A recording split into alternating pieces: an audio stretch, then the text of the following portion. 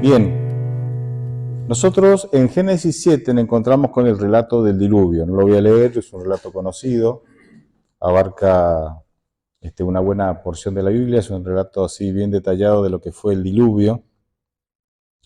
Y yo creo que el diluvio nosotros lo podemos ver desde muchas perspectivas, desde muchos ángulos, y de cada ángulo que lo veamos, que veamos este relato, podemos sacar diferentes reflexiones, ¿sí? Yo veo, o la manera en que yo quisiera compartir con ustedes, o la mirada con la cual los invito hoy a ver el relato del diluvio, es que el diluvio fue la respuesta de Dios para librar a sus hijos, ¿sí? De un mundo que los atormentaba. Ustedes saben que en el diluvio se salvaron solamente 8 personas, ¿verdad? Noé y su familia, con sus hijos y con sus hijas con sus hijos y con sus nueras. Y el diluvio fue la solución que Dios tenía para salvarlos a ellos del mundo, o de un mundo que los atormentaba. Ahora, esta solución que Dios propone no fue una solución fácil, ni fue una solución agradable. Y hay 4 pasos que me parece, el relato del diluvio lo podríamos dividir en 4 pasos, a través de los cuales cada paso fue parte de la solución, o se fue construyendo parte de la solución hasta llegar hasta el final, ¿no? Hasta el final de la solución. En primer lugar, y antes de repasar los 4 pasos, tenemos que tener en cuenta que esta solución que Dios propuso requería fe. Porque Génesis 2, 5 y 6, o sea, versículos 5 y 6, dice que en ese tiempo no llovía, sino que un vapor se levantaba así, una especie de rocío se levantaba y se depositaba sobre las plantas. Entonces no se conocía la lluvia. Entonces la primera condición fundamental que necesitó Noé en todo esto es tener fe, porque la idea de un diluvio que inundara todo el mundo era una idea muy extraña, y obviamente hasta irracional, ¿sí? Lo segundo que necesitó Noé, para avanzar con esto, con esta solución que Dios le propuso, es compromiso, porque la solución no bajó del cielo, sino que ellos tuvieron que participar en la solución, que fue la construcción ¿de qué? Del arca, que terminaría ayudándolos a ellos como instrumento de salvación para ellos. Yo dividiría estas 4 etapas de la solución que Dios les propone en las siguientes partes. En primer lugar, la primera etapa es la construcción de la solución. La segunda etapa es soportar la lluvia y la tormenta. La tercera etapa es esperar que baje el agua. Y la cuarta etapa es empezar de nuevo. Así que empiezo con la primera etapa, que es construir una solución. O sea, Dios le propone una solución a Noé y la solución no baja del cielo. Noé tenía que participar en la construcción de esa solución. O sea, una parte que le iba a hacer Dios y otra parte que la tenían que hacer ellos, con la ayuda de Dios, ¿sí? Y ustedes saben que esto no es muy difícil de entender, porque nosotros nos encontramos, ¿sí?, con varios ejemplos en la Biblia en donde Dios presentó una solución que había que construirla entre todos. No siempre las soluciones bajaron del cielo, en algunas ocasiones sí. Solamente las personas fueron espectadores, ¿no? En muchas ocasiones Dios invita a las personas a sumarse para que junto con Él construyamos la solución. Por ejemplo, la conquista a Canaán, cuando Israel finalmente va a entrar a Canaán, ¿sí?, a la tierra que Dios le había prometido, nos encontramos ahí que Dios, digamos, hacía que, por ejemplo, las murallas de Jericó se cayeran solas, o sea, ¿me entienden?, no sin ningún ataque, pero ellos tenían que hacer algo. Rodear la ciudad 7 veces, o sea, durante 7 días, y el día séptimo, ¿verdad?, la rodeaban más de una vez y tocaron las trompetas y gritaron, ¿me entienden? Fue una cosa conjunta, fue una solución que la construyeron juntos. Por ejemplo, la 10ª plaga, ¿sí? En la cena pascual, ¿sí? Antes de la 10ª plaga, las personas tenían que construir parte de la solución para que el ángel destructor no pasara por sus casas. ¿Y cuál era eso? Matar el cordero, pintar los dinteles de las casas. Bueno, ahí se instituye la cena pascual, ¿verdad? Y una serie de pasos ahí a seguir. O sea, había que construir junto o con el consejo de Dios la solución para no ser afectados por la 10ª plaga. La predicación del Evangelio también. Dios dice que tenemos que ir a predicar el Evangelio, que Él estará con nosotros, que el Espíritu Santo convencerá de pecado a las personas, como dice Juan 16:8, pero ¿quién tiene que ir? Nosotros. Mateo 28, 19, 20 dice, vayan, hagan discípulos y bautícenlos en el nombre del Padre, del Hijo y del Espíritu Santo. O el sistema para sostener las iglesias, los diezmos y las ofrendas, ¿sí? Ageo 2:8 dice que Dios es el dueño de todo, del oro y la plata del mundo, ¿verdad? De todas las riquezas, pero Dios nos bendice con esa riqueza para que nosotros al mismo tiempo sostengamos ¿qué? La obra del Señor. O sea, ¿me entienden, no? Los recursos no caen directamente del cielo a la tesorería. Del cielo vienen a nuestros bolsillos y nosotros somos los que, por consejo de Dios, damos una parte, devolvemos una parte a Dios. O sea, en la Biblia tenemos muchos ejemplos en donde Dios nos incluye para que para que nosotros construyamos la solución a nuestros problemas con Él. Él es el líder, Él da los consejos y nos dice, esta es la parte que a vos te toca. Nosotros somos, en primer lugar, muy de pedir que la solución venga del cielo. Y está bien, porque a veces puede ser. Lo que tenemos que ser conscientes es que no siempre será así, sin que nosotros hagamos nada, ¿verdad? En segundo lugar, también tenemos la tendencia a crear nuestras propias soluciones, sin consultarle a Dios. Y vamos a Dios cuando ya no nos queda otra opción, ¿no? ¿Vieron? Alguien está necesitado y hacemos hasta lo imposible y cuando ya nos quedamos sin recursos, ¿qué le decimos? Voy a orar por vos. Hay una tendencia marcada a esto, cuando tal vez el orar por él tendría que ser la primera, digamos, el primer recurso, y se sumarán los otros también. Pero dejamos la oración a veces como último recurso porque pensamos que nosotros podemos hacerlo. Y bueno, quiero destacar en este primer punto de construir la solución, que Dios nos invita a construir la solución, incluso con el concepto, con el regalo de la salvación. Romanos 3:24 dice que la salvación es gratuita, que no tengo que hacer nada para merecerla, sino solo aceptarla, ¿verdad? Porque es un regalo de Dios. Sin embargo, Juan 17:3 dice que esa salvación, que el regalo de la salvación, se construye mediante una relación con Dios, porque Juan 17:3 dice, y esta es la vida eterna que es el resultado de la salvación, que te conozcan a ti, el único Dios verdadero, y a Jesucristo, a quien has enviado. Entonces fíjense que la salvación, si bien es un regalo, hay una parte que tenemos que hacer nosotros, que es esforzarnos por construir una relación con Dios, porque es por medio de conocer a Dios y a Jesucristo, es que recibimos ¿qué? La vida eterna. Entonces sí, la salvación, o sea, y esto no es salvación por obras, pero hay un esfuerzo o debería haber de nuestra parte un esfuerzo por construir una relación para estar capacitados para recibir ese regalo, o para estar capacitados para poder aprovechar ese regalo. El regalo ya está, pero sin una relación con Dios no estaríamos capacitados para aprovechar el regalo de la salvación. Entonces el primer paso en este plan en esta solución que Dios propuso a través del diluvio, es estar dispuesto a construir con Dios la solución. Para eso, como dijimos, hace falta fe y compromiso. El segundo paso es soportar la lluvia y la tormenta. Miren, a veces, perdón, a veces para encontrar la solución hay que pasar por una tormenta. Y muchas veces nosotros no queremos o no hallamos la solución porque evitamos las tormentas.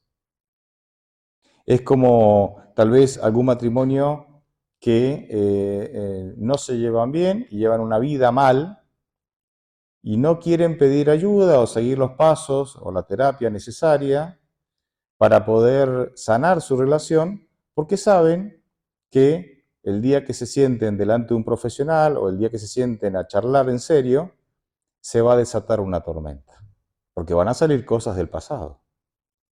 Entonces prefieren seguir mal que soportar la tormenta que los puede llevar a una solución. O tal vez esa persona que es adicta y que no quiere pasar por la tormenta del síndrome de abstinencia. Ustedes saben, cuando alguien deja de consumir, pasa por un periodo de síndrome, que se llama el síndrome de abstinencia, que son síntomas extremadamente desagradables y muy difíciles de llevar, porque el cuerpo reclama, ¿sí?, ciertas dosis de cierta sustancia que ahora no la está consumiendo. Entonces, por no pasar por la tormenta del síndrome de abstinencia, siguen en su condición de adicción. Y así podríamos dar muchos ejemplos. Ahora, para encontrar la solución, sí o sí tenemos que enfrentar la tormenta. Porque si vos la evitás, la tormenta igual va a llegar. Igual va a llegar. En tiempos de Noé, todos rechazaron el mensaje, por muchos motivos. Y sin embargo, la tormenta les llegó. ¿Entienden? Y se perdieron. O sea, nosotros tenemos que enfrentar la tormenta, que puede representar la búsqueda de la solución, permitiendo o sumándonos al proyecto de Dios para construir una solución juntos. En tercer lugar, y esto se habla poco, me parece a mí que se habla poco, el tercer paso es esperar que el agua baje. ¿Construiste la solución con Dios? ¿Soportaste la tormenta con el poder de Dios? Ahora dejó de llover y la Biblia dice que pasaron muchos meses antes de que el agua bajara. Y tal como lo presenta la Escritura, cuando uno lee ahí el capítulo 7, nos deja entrever de que esta fue la parte más tediosa del asunto, que estaban cansados ya. Y el hecho de que Noé mandara el cuervo, la paloma, eran intentos de decir, bueno, a ver, ¿hasta cuándo? A ver, una esperanza. Vamos a pasar todo el tiempo acá. Fue la parte más tediosa, más larga de la solución. Porque la lluvia duró solamente 40 días. Todos los meses que siguieron fue esperar que bajara el agua. Esta etapa es la etapa que nosotros pasamos después que pasa la tormenta. Es esa etapa de adaptación emocional, hasta que nosotros logramos la estabilidad emocional después de haber pasado la tormenta. En la tormenta las emociones se disparan, porque claro, estamos en una tormenta. Y entonces las emociones se dan a flor de piel y hay emociones que surgen para poder justamente sobrellevar ese momento tormentoso. Y luego viene, ¿sí?, la tormenta pasa, pero nosotros tenemos que ahora transitar un momento para estabilizarnos emocionalmente. Esto pasa, por ejemplo, por el duelo. Por ejemplo, el duelo, ¿no?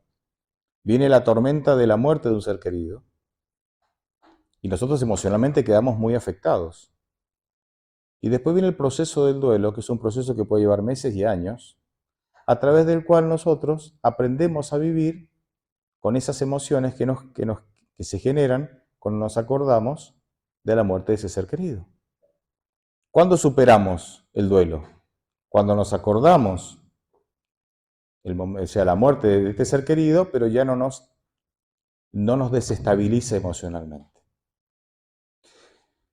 Y esto pasa en todas las áreas, porque el duelo puede venir por la muerte de un ser querido, puede venir porque perdiste el trabajo, puede venir porque te rompieron el corazón, estabas enamorado, pero la otra persona no te correspondió, puede venir porque te sufriste una traición, y entonces hay todo un proceso de duelo, ¿sí?, que tenés que pasar para que tus emociones se estabilicen, a pesar de que está el recuerdo muy vivo de esa situación dura, difícil, ¿sí?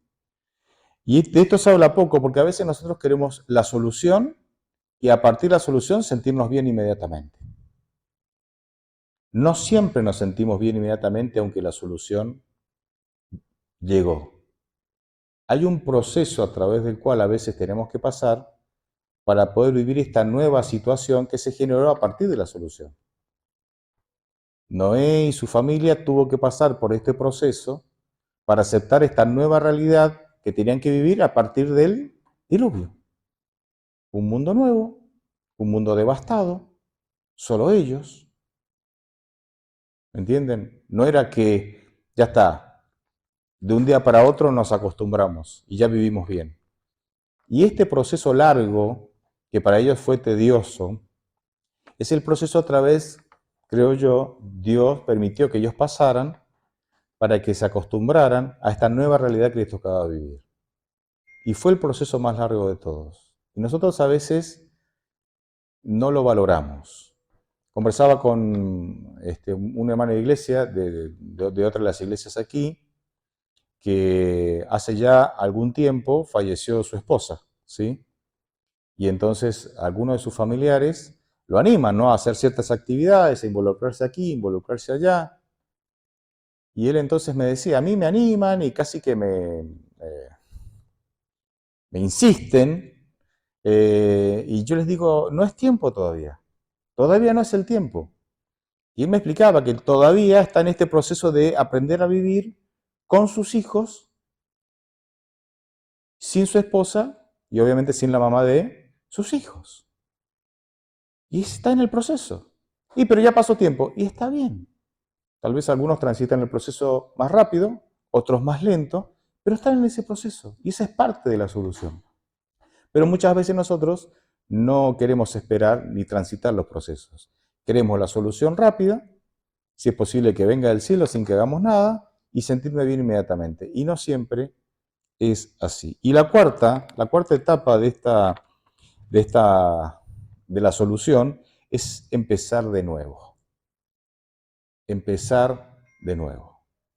El agua bajó, o sea, se construyó la solución, que fue el arca, se soportó la tormenta, se esperó a que el agua bajara y con eso aprendieron a adaptarse a la idea de que la vida a partir de ese momento iba a ser diferente.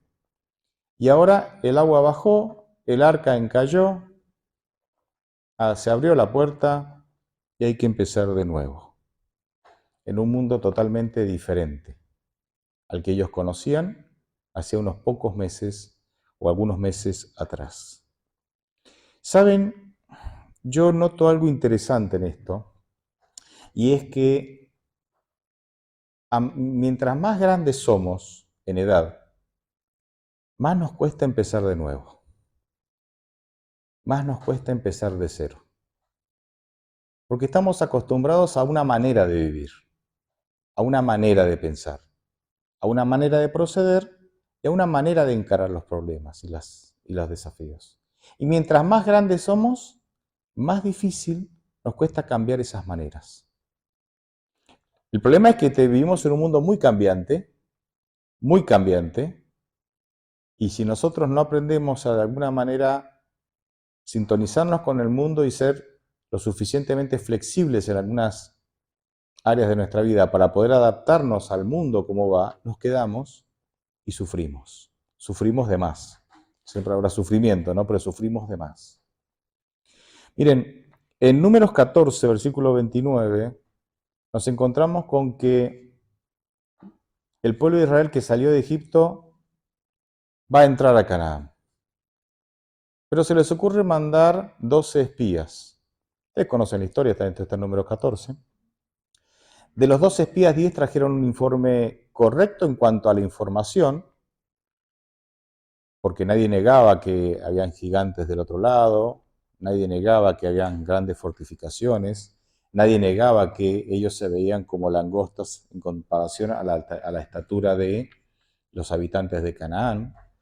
Pero como era un informe sin fe, digamos, elaborado sin fe, entonces el informe fue negativo. Solo 2 personas, Josué y Caleb, entendían que la información era correcta, no negaban, digamos, lo que los otros habían dicho, pero tenían la fe necesaria para creer que eso para Dios no iba a ser un problema. Y en el versículo 29, entonces, después de todo un tumulto que se generó ahí, porque dice que todo el pueblo le creyó a los 10 espías y quisieron matar a Josué, a Caleb, a Moisés. Dice, ¿para qué nos trajeron aquí? Para morir, etcétera, etcétera. Dios decide que la generación de los más grandes, los que no quisieron empezar de nuevo, no van a entrar. Y la generación de 20 años para abajo, que son los que eran todavía jóvenes y tenían más disposición para cambiar, sí van a entrar. Qué interesante. Hay una conclusión muy interesante, ¿no?, en todo esto, y es que a veces Dios necesita que toda una generación desaparezca para que se genere un cambio en el pueblo, en su pueblo. Porque hay una generación que no quiere cambiar, que lo que hace es estorbar. Yo siempre le pido a Dios no ser yo esa generación, o no ser yo parte, o no tener las características de esa generación. Que yo tenga, o sea, que Dios me permita tener la elasticidad mental suficiente para cambiar, aunque tengo por miedo a la tendencia a quedarme con lo que ya conozco porque me siento cómodo con lo que conozco. Pero Dios en ocasiones tuvo que esperar que desapareciera toda una generación para poder hacer un cambio en el pueblo de Dios. Por eso la cuarta parte de la solución es empezar de nuevo. A veces transitamos las tres primeras partes de la solución, pero no queremos empezar de nuevo. Queremos volver a los antiguos, a las antiguas costumbres, las antiguas tradiciones, las antiguas estructuras mentales, y entonces la solución queda incompleta. Y es como que el problema nunca se solucionó del todo en realidad. Y quedas arrastrando ese problema de por vida. Entonces, la cuarta etapa que para mí es fundamental es empezar de nuevo. Chicos, tenemos que aprender a adaptarnos y a empezar de nuevo. Tal vez las soluciones del pasado ya no sirvan ahora. Hay que hacer soluciones nuevas. Tal vez la manera de predicar del pasado ya no es tan efectiva ahora. Tal vez tengamos que pensar en métodos o maneras nuevas. Tal vez la manera en que vos te relacionabas con Dios, ahora que ya sos más grande, que has crecido y que has madurado, ya no te resulta tan edificante. Y tenés que aprender a relacionarte con Dios de otra manera. Así como cuando vos tenías 5 años te relacionabas con tu papá de una manera, y cuando tenés 25 te relacionás de otra manera con tu papá, y cuando tenés 60 te relacionás de otra manera con tu papá, porque vos cambiaste y maduraste, así con Dios es lo mismo. Cuando conocemos el Evangelio, nos relacionamos con Él de una manera genial, que para ese momento era genial, pero claro, pasan 5, 10, 20, 50 años en la iglesia, y si yo sigo con el versículo, ¿me entienden? Si yo no salí del versículo de memoria de la escuela sabática y no salí de la oración de 15 minutos antes de irme a trabajar, o sea, ¿me entienden? Hay un atraso en la construcción de esa relación con Dios, y obviamente se vuelve superficial, se vuelve una relación superficial. En definitiva, y concluyo con lo siguiente. Dios se presenta en Génesis 1 y 2 como un Dios creador, que crea todo de la nada y que lo crea solamente con su palabra. Háganse los árboles, árboles. Animales, animales. ¿Me entienden? Aparición espontánea. Y aparecen maduros y con frutos. No aparecen cachorros de león, aparecen leones adultos. No aparece la semilla de manzana, aparece el árbol de manzana con frutos de manzana, ¿me entienden? Así. Sin embargo, nosotros muchas veces nos hemos quedado con que Dios, creador, es ese Dios de Génesis 1 y 2, y que nunca más volvió a crear cosas. Sin embargo, yo voy a compartir 2 promesas que Dios nos ha dejado muy conocidas. La primera está en 2 Corintios 5, 17. Dice, de modo que si alguno está en Cristo, ya es una nueva criatura. Otras versiones dicen, ya es una nueva creación. Atrás ha quedado lo viejo, ahora ya es todo nuevo.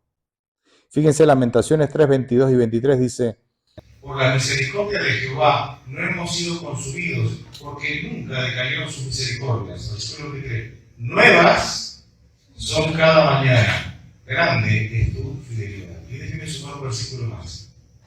Apocalipsis 21:1 dice, Vi entonces un cielo nuevo y una tierra nueva. Porque el primer cielo y la primera tierra habían dejado de existir. Dios hoy es tan creador como fue en el pasado. Y hoy puede crear en vos soluciones, puede crear en vos actitudes nuevas, soluciones nuevas, maneras de pensar nuevas, nuevas estructuras mentales para enfrentar un mundo nuevo y cambiante. Siempre y cuando nosotros estemos dispuestos a tener fe y compromiso y a construir la solución con Él, siguiendo su dirección, siguiendo sus pasos, siguiendo su sabiduría, porque Él lo sabe todo. Ojalá nosotros estemos dispuestos a transitar los pasos para encontrar la solución a nuestros problemas que Dios nos dejó por medio del diluvio. Porque si Dios diseñó estos pasos, es porque son los mejores, es porque es el mejor camino para llegar